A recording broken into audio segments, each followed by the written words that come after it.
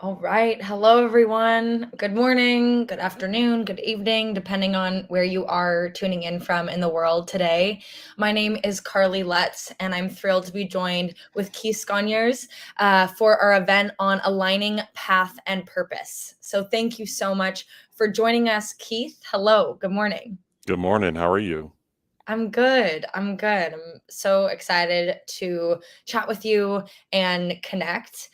For everyone that this is your first maybe Learn It Friday with us, we host these events at least 2 Fridays out of the month. And they're really meant to be around a 45 to hour long conversation where we bring in a thought leader, an expert, a coach like Keith. To share their expertise, share their journey, share all the steps along the way that got them to where they are now, and just share how we are all learning and evolving, and learning new skills. So we're really thrilled to bring in Keith today. Before I go into a little bit more background on Keith, just a reminder for everyone, whether you're new or you've been here before, we try to make these sessions really engaging. So please do share where you're tuning in from in the chat. Good morning, Mickey. Thank you for tuning in from Wisconsin. Please share where you're tuning in from in the chat. Questions that you have, please share whether you're on LinkedIn or YouTube. We'll be gathering those questions and we'll integrate those throughout the conversation as well as leave individual time for questions at the end. So thank you so much. Without further ado, welcome to Keith. Keith is a Portland-based entrepreneur, financial consultant, and public speaker.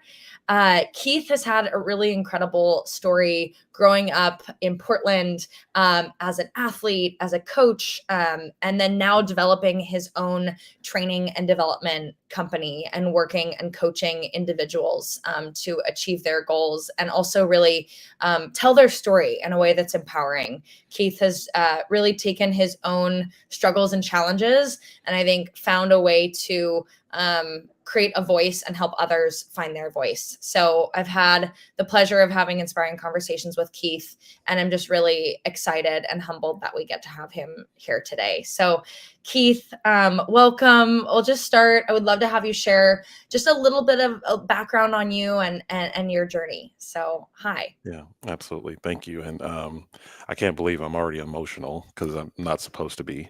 All emotions um, are welcome here. yeah, absolutely. Absolutely. I think that sometimes when you get an opportunity or I get an opportunity to speak, you want to come out and just be, blazing on fire and ready to just, you know, boost people out of their seat and things like that. And today I'm just really grateful for this opportunity because it's really something that I've always really wanted to do. It's part of the reason why I live is to help other people get where they're trying to go faster, help people align their path with their purpose. But to answer your question in terms of like my background and my journey, I was born and raised in Fresno, California.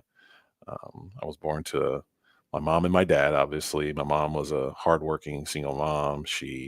Um, her and my dad had my older brother and I. They didn't get married though, so they actually, split. They got divorced. It was common law marriage back then.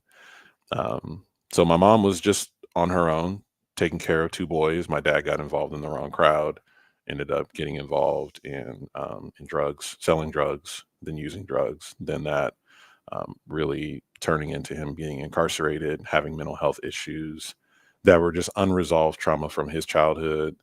And so lived with my mom for several years up until the point that she met my stepdad. My stepdad was an amazing man, but he was old school, had some very, I would just say, abusive disciplinary style.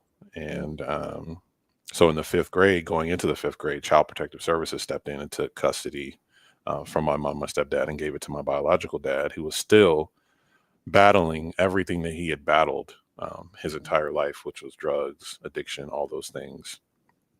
So I lived with him during that period of time because I really love my dad, and he's still my hero to this day.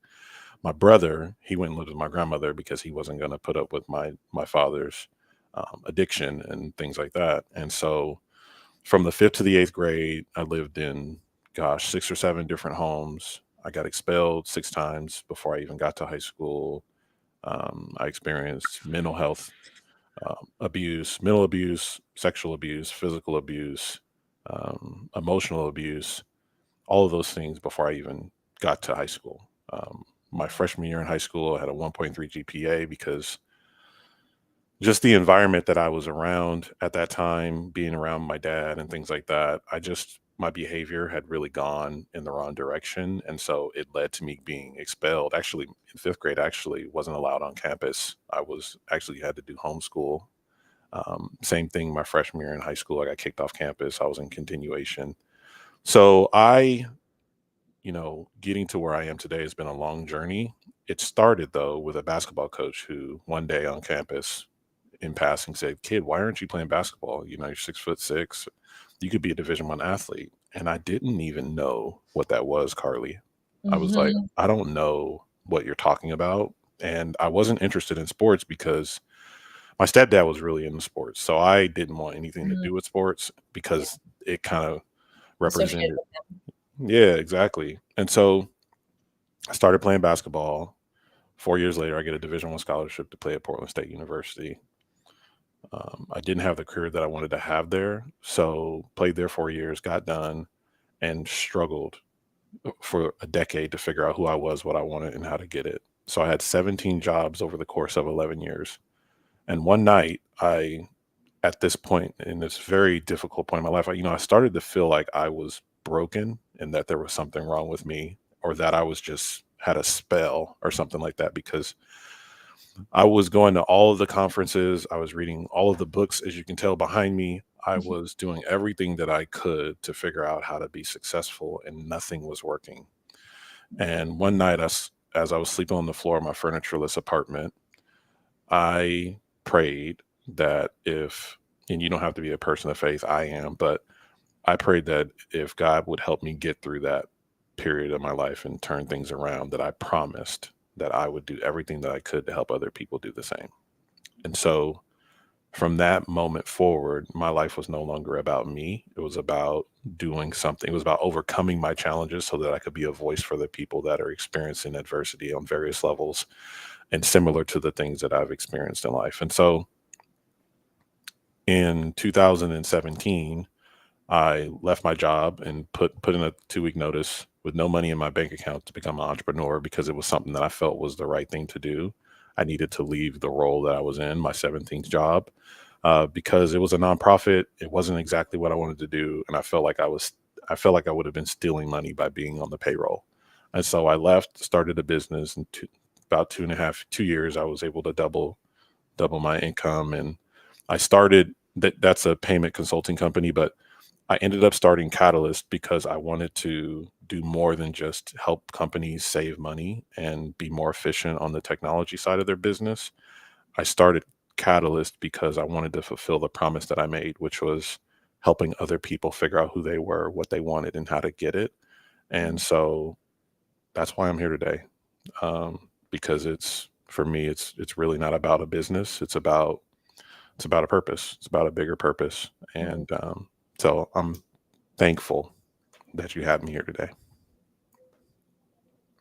Keith, thank you so much for sharing just really openly about your journey, really from early childhood and all the way to how you've been able to kind of translate that into, um, giving back and contributing to our country, to the world today. It's so inspiring. I have chills. So thank you so much for sharing. And I want to kind of dive into so many different pieces of that. I think, right, we talked about you kind of touched on, like, from that challenging childhood to then getting the successful basketball scholarship, to then struggling kind of post, you and I have talked a lot about that identity, kind of the challenge with identity coming out of athletics. But how do you connect with, how do you connect with your past to then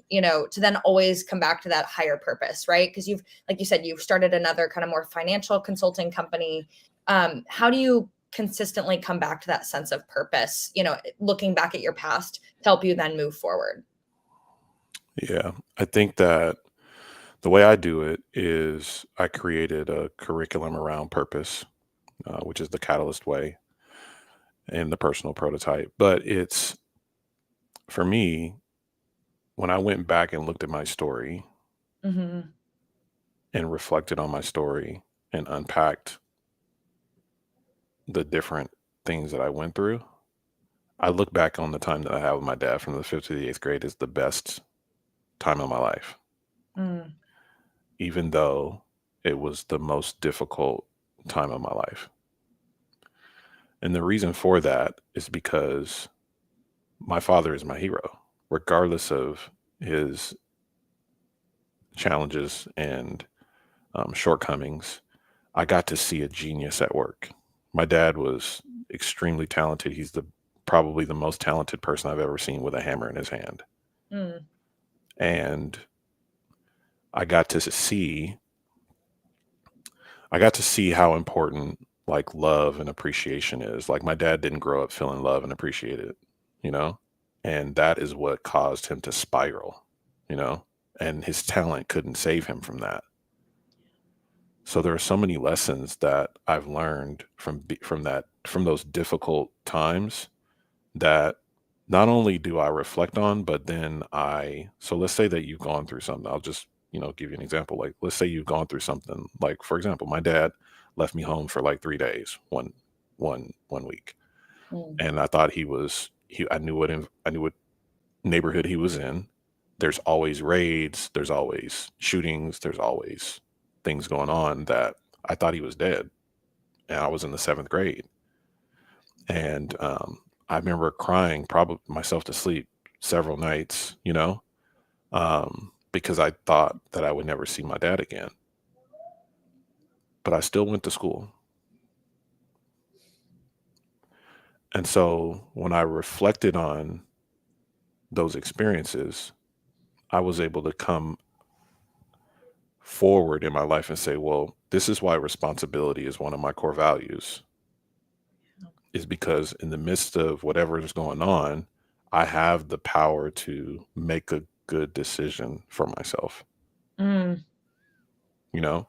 And so when I think about my past, I use it as a catalyst to help me move forward. And when I think about why I do what I do and who I do it for, like one of my mentors says, who do you want to be a hero to?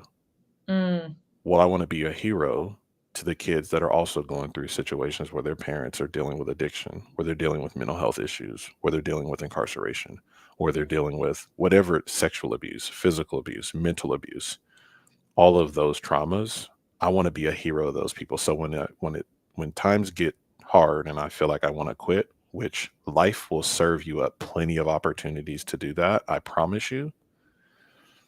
It's in reflecting on those things that I've gone through in the past and the people who are currently potentially going through those things right now that give me the purpose and the strength to move forward with life and how I approach life today on a daily basis. And so that's how the past really um, Mm. empowers my present and my future. Mm. And because I choose to use it for good, I believe it no longer has the traumatic effects on my life, right? Yeah. Because I had a horrible, in my opinion, never reached my potential as an athlete and didn't have the experiences. I had nightmares for still to this day. Oftentimes, I would still have these dreams about sports that weren't positive, and I'd wake up just feeling the just Mm. horrible. Mm. I never played as much as I wanted to play. I didn't play the role I wanted to play. All those things, Yeah. but because I'm doing something about it now through Catalyst, where I can help athletes figure out who they are, what they want, how to get it. It actually, I've had less and less of those dreams. Yeah. Yeah, so it's almost like taking control of the narrative is how I use the past. Yeah. Yeah. Yeah, I think that makes so much sense, right? Like it's the narrative doesn't it defines you in the sense that it's a part of who you are, but then it's Mhm. translating that into, like you said, helping others navigate those times, and then also coming back to the values that you learned, like that piece about responsibility, and then you being like, okay, well, now in my life, and I've always had that thread and that quality of waking up in the morning, taking yourself to school, and even now, right, when times gets tough, like, okay, I'm gonna still choose to show up in this way. That's so powerful. Yeah. And I think takes a lot of practice and resilience. I think like the word that keeps coming to mind is resilience. Hmm. So, and I know I'm deviating a little bit here, but can you talk a little bit about how, I feel like just resilience throughout your whole story has come up, and how do you think we can all kind of build more resiliency? Because I think the more hard things we go through, right, and the older we get, like you said, life is going to serve you up so many different things, professionally, personally. Like, how do we all exercise resiliency, or how do we come back to that? Do you have a journaling practice? Do you have, when you do have those difficult dreams, like, how do you kind of come back to that sense of resiliency when things are Mm. hard? You know? Mm. Yeah. Yeah. I think there's a few things you can do. Number one, I always recommend having a journal, but I also recommend having a routine, right? So you have to have a routine, you have to have a journal, and your routine will often, if you look at your routine, you can probably diagnose like why you're actually having a hard time, right? Like the law of sowing and reaping is undefeated, Mhm. you know? And Mhm. so, number one, journaling. Number two, reading. Number three, listening to positive information, right? Number four, like cutting out the negative information, TV, news, politics, all those things that that are designed to trigger you in a way to trigger fearful things, right? But I think the easiest thing is hang out with resilient people. Who are the people in your life that are always moving forward no matter what happens? Like Mm. go spend some time with the people that are fighters, overcomers that have gone through difficult things. And you know what? I'll share this too. Go out and find a way to serve. When I Mm. was going through a divorce in 2010, it was probably the second to like any of the challenges I experienced with my father. It was probably the most painful experience in my entire life. And one Thanksgiving, I went out and to a church where they were serving the homeless, and I went out and I served. And Mm. it was probably one of the like best days of my life because I got to go be part of doing something for someone else, right? I think that we live in a world where it's easy to think about like me, right? What is it for me, or how do I like my mental health and my, my purpose and my why and my reasons and all those things. And I think that if you can tap into like really wanting to help other people. My favorite quote is by Zig Ziglar. He says, if you help enough people get what they want, you get everything you want. And guess what everybody else wants? Everybody else wants connection. Yeah. So why don't you go give that? If you go give that, then that's exactly what you get in return. Mm. And then you realize that all the things that you're really fighting for is not the stuff that you really want anyway. It's just the stuff that you think you need to get connection. Mm. Right. So I would say that those are some of the things that you should go journal about and maybe go test and go evaluate. And then also realize that life is not designed to be great all the time anyway. So in those downtimes, like sit in it and say, man, this sucks. Sucks so bad. Right? It Yeah. sucks so bad. But here's another thing with that, Carly, is that had I Yeah. not gone through divorce and gone through that pain, then how could I really have true empathy for other people? And I'm not advocating for adversity or, creating problems in your life. But I think that when you actually go through problems in your life and you actually experience really, really low times, it actually gives you the opportunity the next time as you come out of that and as you overcome that and as you push back against that adversity and you overcome it. Now you can actually be the person that someone else, you can be the change, right? You could be the change in the world that you want to see. And you can be there, truly, truly, truly, truly be there for people who are going through it right now. And you can look at them with the confidence and the strength and say, I know it sucks, you Mhm. know, but I got you, Mhm. right? And I'm here for you. And we're going to make it through this together. Yeah. Yeah, I love that. I love it. No, it's so true. Sometimes, like you said, that sitting, it's different from like playing victim or marinating in negativity. But I think, like you said, just being like, man, like acknowledging the challenges or the pain that you're feeling, like that is, I think, that validating yourself, right? Of Hmm. saying like, wow, this is really hard, like having a good cry, like you said, Mm, sitting in that and allowing yourself to like really feel alive in it, yeah. and that is actually empowering. Hmm. I think that's huge. So many pieces of what you just said, like you said, the journaling practice is one thing, but I think, like you said, Jason Hauer we had on a couple weeks ago, and he said something similar about surrounding yourself with courageous people, surround yourself with resilient people, that have overcome something. I think it inspires you and reminds us that we all have a story. We've all been through, something. So, and Yeah. that connects us. So, uh, yeah, incredible. And I know if you have anything to add there, feel free to jump in. Yeah. Yeah. I think when it comes to the journaling piece too, is like Mhm, ask yourself a couple questions. Number one, what did I do? How did I get here? Like I've been through these things where it's like, ooh, this is on me. Like this was my fault. mhm, I made a bad decision. I know I made a bad decision. So this is my fault, right? And so I think acknowledging like your part in what's going on and just saying, all right, I did this. These are some things that I need to do better. What can I learn from this? What are some of the things that I'm never going to do again? mm, Right? Like what are the things that I'm never going to do again? Right? And it could be like I'm never going to consume that ever again. I'm never going to um, do that. I'm never going to party that hard ever again. Or I'm going to just making some non-negotiables and some rules with yourself so that you don't have to be here anymore as it relates to this decision that you made. mhm, And then also, like, how can I use this in the future? Who can I help with this?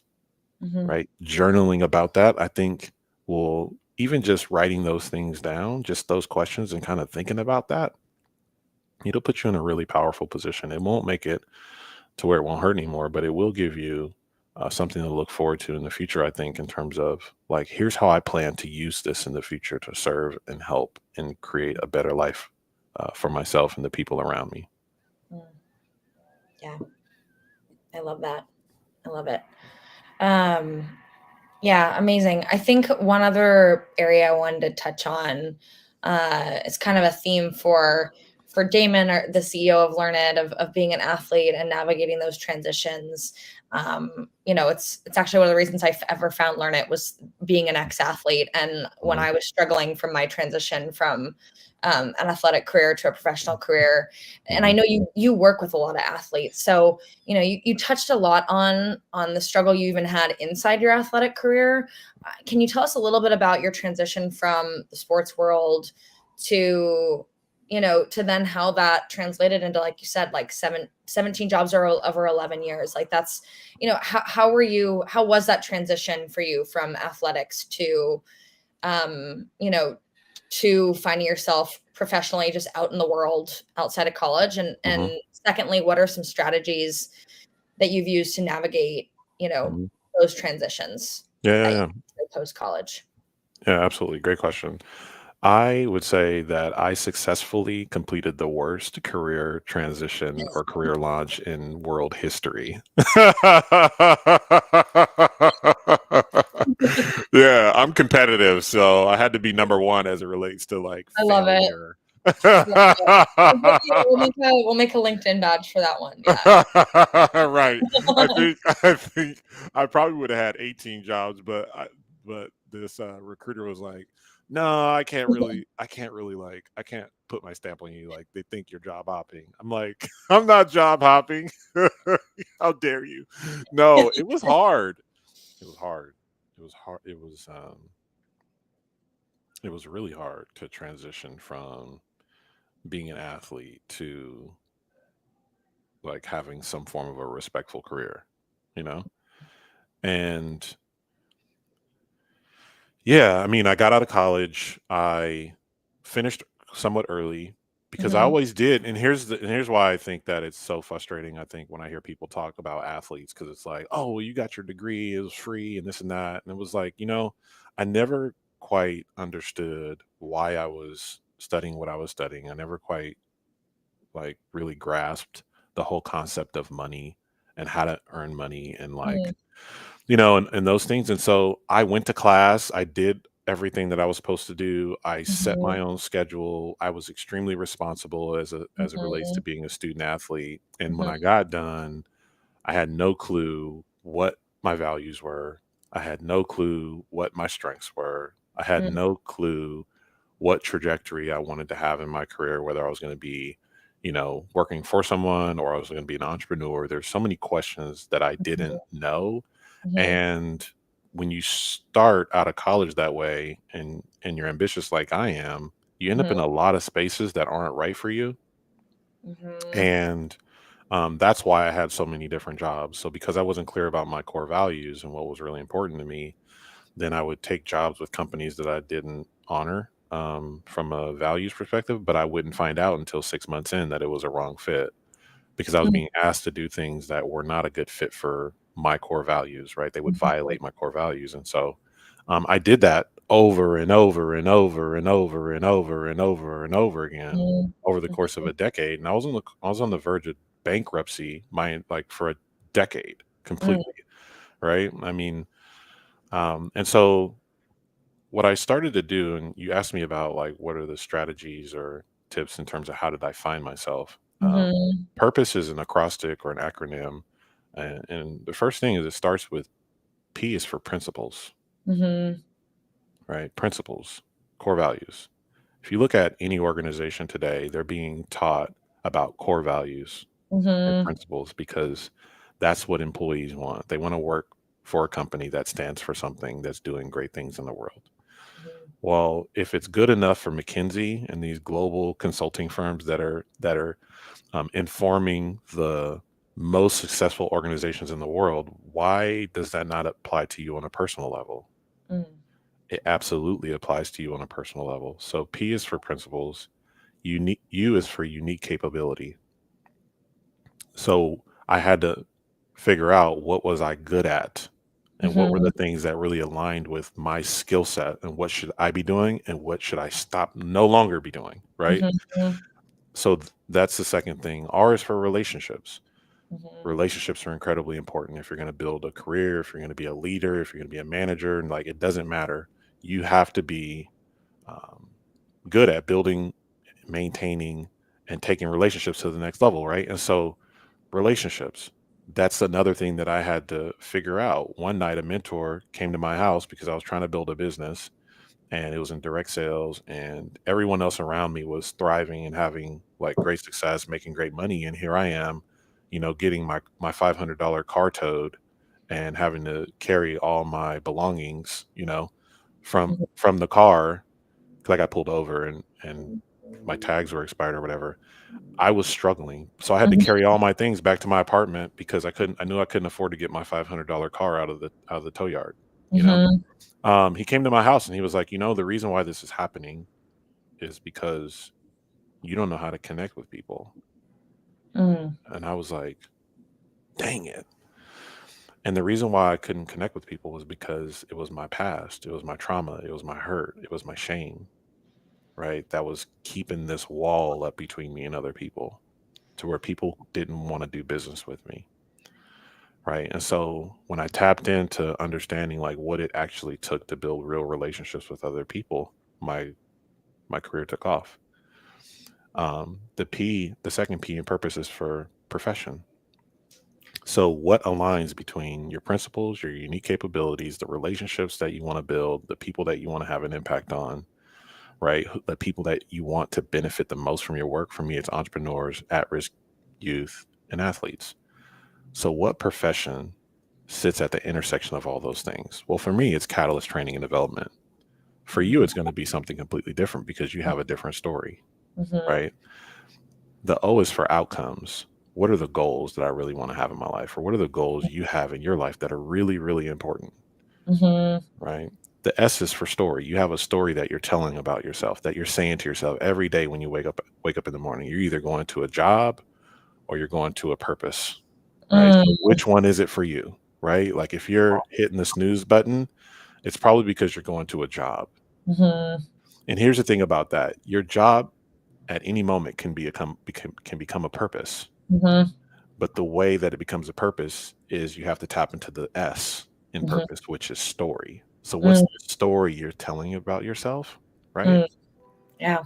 Like why you're getting up and what are the things and skills that you're learning at work, the relationships you're building at work, where you hope this job can take you in the future because of the things you're learning and executing on, right? And the E in purpose is execution, because at Mm, the end of the day, you have to execute, right? mm, And so when you ask me, how did I, or what are the things that helped me transition? It's really through reflection in that journal around those 7 different areas: principles, unique capabilities, relationships, profession, story, outcome, um, execution, right? And so yeah. yeah, that's what my journey has been as it relates to the transition. Yeah. I I love that, and I love the acronym too for purpose. I think it really, like, cements for me how, like, the aligning path and purpose here of even if you're in a job that, right, you're like, how does this define me? Does this what is my identity here? Or I don't know, I think some of these bigger questions we sometimes ask ourselves in jobs that maybe aren't fulfilling in all the buckets, Mhm, I actually think this is also an opportunity to reflect and say, is this connected to my purpose? Is this helping me learn and tell my story, right? mm, I think that's huge. Whether it is your dream job or it's a stepping stone or something that's still connected to your core values and you can still learn something in. I mhm, think if I'm mhm. hearing you right, does that make sense? Yeah, I yeah, think that's a huge reframe, because I think a lot of times it's like we pivot or we're questioning if something's right for us because like it's not exactly right or whatever. And I think sometimes leaving or pivoting is the best thing to do, but sometimes it's settling into what can I learn here, what can I gain here. This is actually connected to my core values and purpose. If I'm really looking at what those are, there's opportunities for me to connect into that and then connect with people deeper at work. mhm, Is that yeah. is that Oh, yes, and let me right? give you an example, like a real life tangible example, because my 16th job, I went to work for the 5th largest credit card processing company in the country, right? Great company, but I was always on this roller coaster, of this isn't my purpose, this isn't my why, this is transactional, it's the financial industry, people don't value the kind of work that we do, all of those things. But when I actually went back and reflected on my story, and I went back and thought about the years that I lived with my dad from the 5th to the 8th grade, this is where I discovered my who, right? My who, as in, who do I want my work to have the greatest impact on? It was entrepreneurs. Why? Because my mom was an entrepreneur, my dad was an entrepreneur. And when I was living with my dad, who was constantly, somewhat sometimes checked out, sometimes dealing with addiction, sometimes incarcerated, and when I was getting kicked out of school, I had to go to work with them, right? And so the people who would hire my dad were entrepreneurs. They were the people who owned investment properties, who were buying businesses, and they were hiring my dad to come in and do work for them. And I had to go to work with them. So they would say, hey, kid, here's 5, 10, 15, $20 to go and clean up around the job site. Those are the people that meant the most to me. So when I went back and reflected on my story Mhm. and what was important to me and who was important to me, then I looked at my career different, because I was like, okay, credit card processing is the top 2 expense for most companies.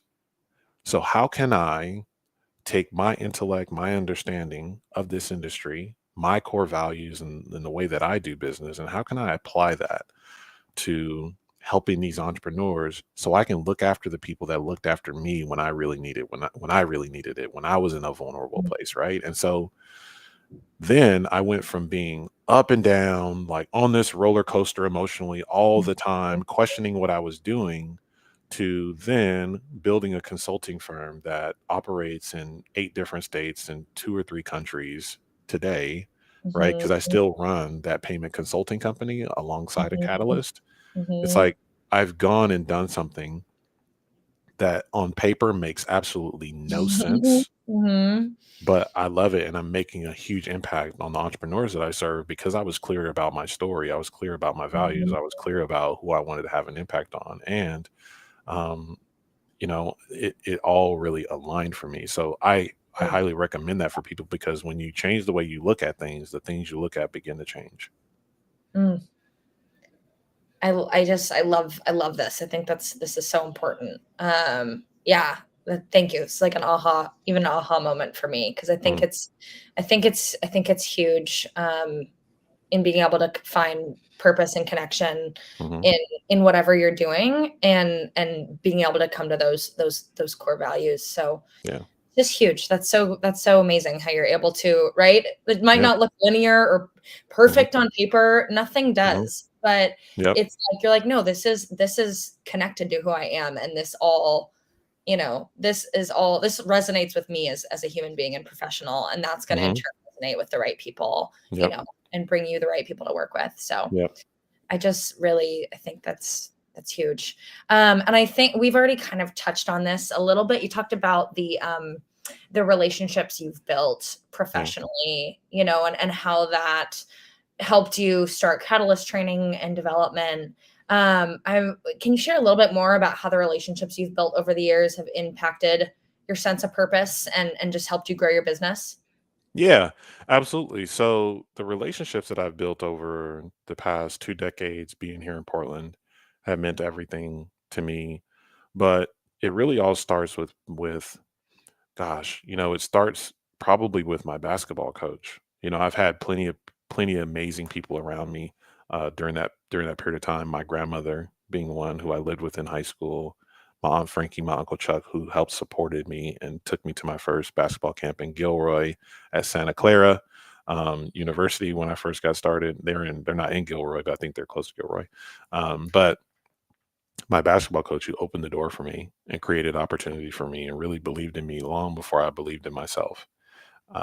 It's really his example that made me name Catalyst what it is because Catalyst is really all about helping people get where they're trying to go faster and believing in people long before they believe in themselves. And so, as it relates to the relationships, like my relationship with him shapes everything that I'm doing and what I'm building with Catalyst because that's what I believe life is really about opening doors for other people. Does that answer your question? Totally. Yeah. Totally is it. No, and Yeah. I think just touching on, you know, just those important people you have throughout your life, whether they're an actual coach or, just people that you learn from, along the way Hmm. and that, impact how you build what you're doing, whether it's a mentor. And I think that even show you how you build strong relationships. I just even think about in my own life and career, the coaches that have impacted me and Hmm. some of the really good ones, some of the really bad ones, Hmm. how they helped me navigate, different relationships with people that were higher up than me professionally, how to take advice and feedback, um, and implement or, take what resonates with you and maybe leave some of what doesn't, Hmm. starting whether you're a business owner or, you're a mid-level manager or just starting somewhere, all those experiences of learning how to build relationships with different Hmm. people. Hmm. I think, you've been able to do and help you build your own business and then navigate a lot of transitions in life, Yeah. so I just think, yeah, I think that Yeah. totally makes sense. Yeah. It's definitely not what you know, it's who you know. I'm definitely an Mhm. advocate of that. But also it's also responsibility. I guess I'll come back to that core value of mine. I think that we've all had plenty of people that have poured into our life that have believed in us when they shouldn't have. And I think that now, once you get that impact, you receive that impact, but we're not always as um, we're not always as committed as being that for other people. And I think that that's the transition, right? The transition and why I'm starting Catalyst is, you know, not because like, oh, I want to make more money and I want to do this. Like, oh, we all, inflation is a real thing, right? We all need to make more money probably here. But it's like, no, man, like I want to be I want to carry the torch now. The people who believed in me, who went out of their way to make sure I made it to the basketball camp, to make sure I had something to eat, to open up their home to me, to open up their home on a Thanksgiving, being here in a new area, all of those things. Yeah. Well, if we've benefited from people being kind in our life, then are we just going to we're just going to be a reservoir? Like we're just going to take it in and just like, oh man, life is just great. I have these loving relationships. Well, like, no, now it's time for us to go out there and be on the front lines and be that for Mm, other people, mm, because that's what completing, like becoming full circle, right? Like yeah, becoming, you have to go become that now in someone else's life and lean yeah. in and be the supporter that will not give up on someone else and make sure that they get where they're trying to go. And I think that that's the proper mindset for, you know, being successful in today's world, truly, truly successful. Not getting the change, but being the change, right? We all want to get the change. We all want to get the Instagram wealth, that we see out there in the world. But like how many of us are, taking that time to really pour in and go the extra mile for other people, Mm, like regardless of whether we get a benefit from it or not, yeah. right? Like truly planting trees in communities where we'll never sit for shade, right? Like those types of things. And I think that that's really where that's what business really is about. Yeah. Yeah. Gosh, that's super powerful. I think like you've kind of brought up multiple times throughout the conversation of like being really of service and that being a way to find your own sense of purpose. I love that. Sitting in building trees and in the communities that what was that you won't necessarily sit in the shade of. That's Yeah, cool such a powerful image. yeah, Yeah, I think that seems like a really big core value for you is service and always coming back to, like you said, how can I be of service to others? So I'm wondering if you have you know, any tips for people that, right, we're all might feel overworked or super busy, right? Or our default excuse is, oh, I'm too busy. I don't have any time for that, or, oh, I don't have time to go volunteer, or, oh, I don't have time to, um, go out and build relationships with someone who I would probably never talk to. I'm just wondering if you have any tips. It can be mindset reframes or learning resources for how we can kind of build service or just that generosity back into our busy lives. So I'm wondering if you like has and another question is like has that always been a part of who you were, or is it something that you then just realized was really important to you later in life? I'm yeah, curious if you have strategies and you can share a little bit more. yeah. I would say that I think that we, from a very young age, were infected with um, some disease that makes us think about ourself from a self-preservation standpoint, you know, from a standpoint of like, oh, I need to get this career. And when I get this career, then I'll be happy. Or when I get this car, I'll be happy. Or when I get this house, or when I get this business, or when I get this promotion, when I get this job, then I'll be happy. Because we grew up in a world or an environment where we had to perform for love,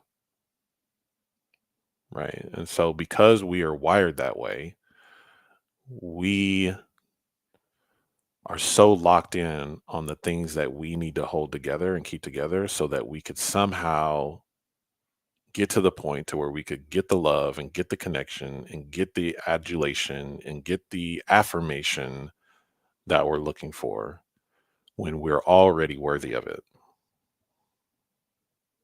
So get out of the way, get out of the way and take the time to discard the ideas, thoughts, and opinions that made you feel like you weren't worthy of those things and start giving those things. Start giving connection. Start giving community. Mm. Start giving impact.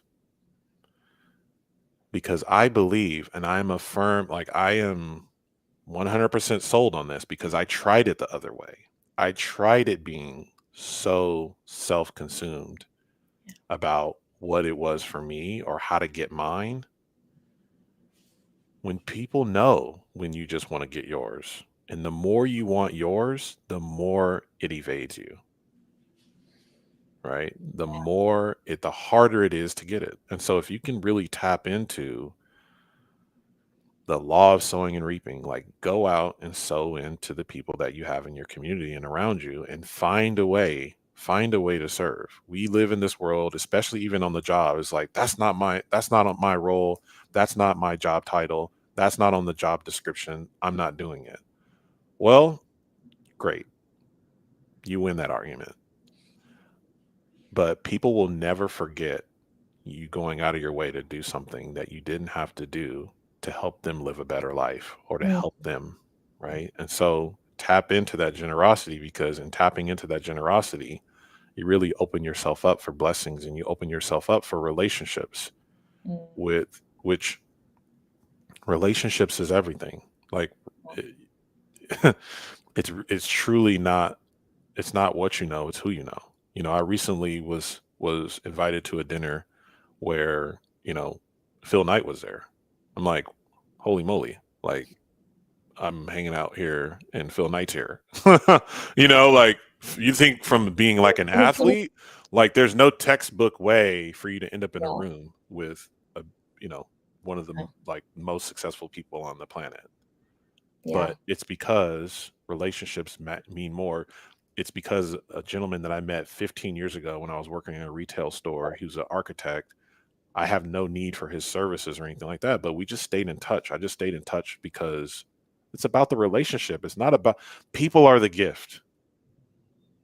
People are the gift. It's not the career, it's not the 401k, it's not the benefit plan, it's not the promotion.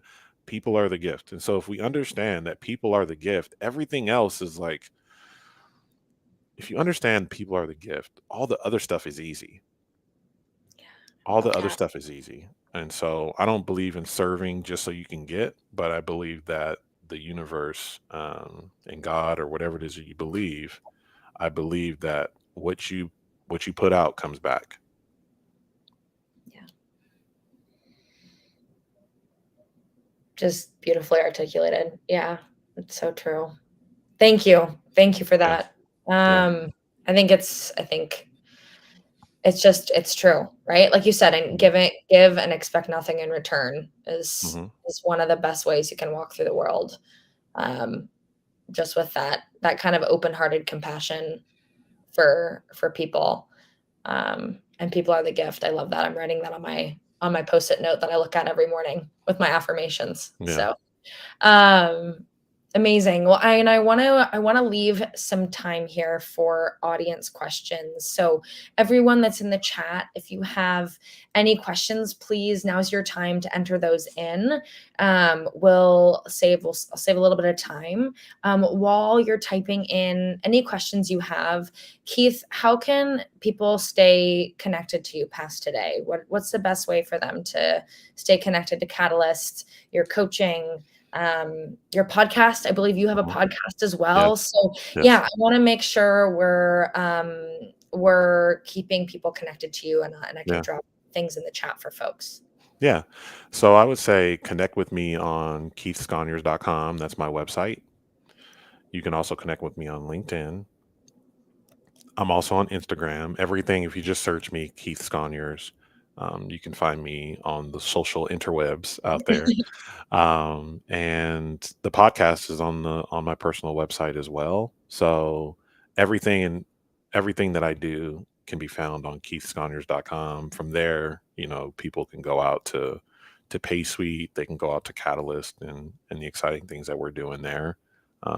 So yeah, Amazing. yeah, Amazing. Okay, great. Thank you. We just put in the link to your website yeah, and LinkedIn in the chat here. Uh, Beautiful, beautiful. So folks have that to connect to as well. And your podcast is on there too, right, Keith? yes, yes, Okay, great. yeah, Great. Um, Amazing. Well, Keith, I know there was another question we had for you around what is like the biggest key you think to success? We've touched a lot about it, but like, in a couple sentences, yeah, what for you is kind of like the key to success? yeah. The key to success is figuring out what your purpose is, and I think one of the most important pieces to that anyone can go do today is go write down your story.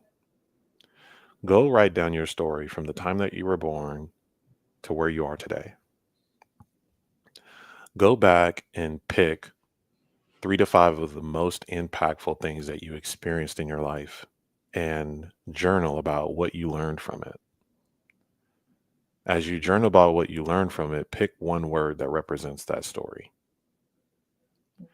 Then write your story from today until the time that you transition and write down the things that you're going to accomplish in your life. Mm, Write down the people that you're going to help. Write down how you want to be remembered. mm. And then tomorrow, wake up and execute.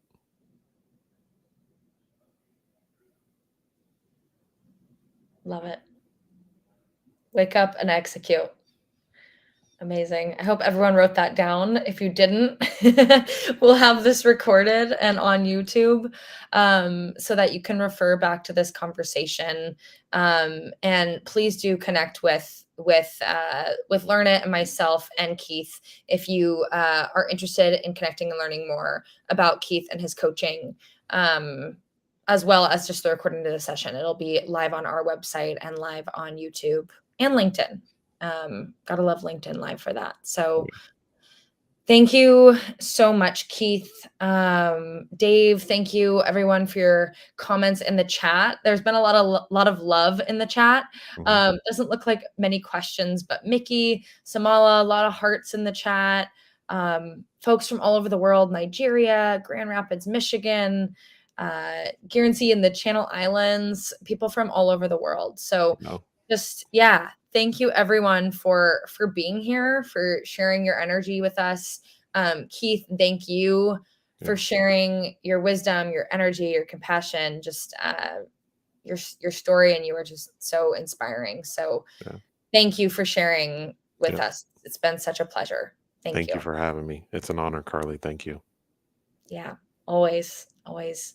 All right, everyone, take All care. right. We'll see you soon. Happy Yep. Friday.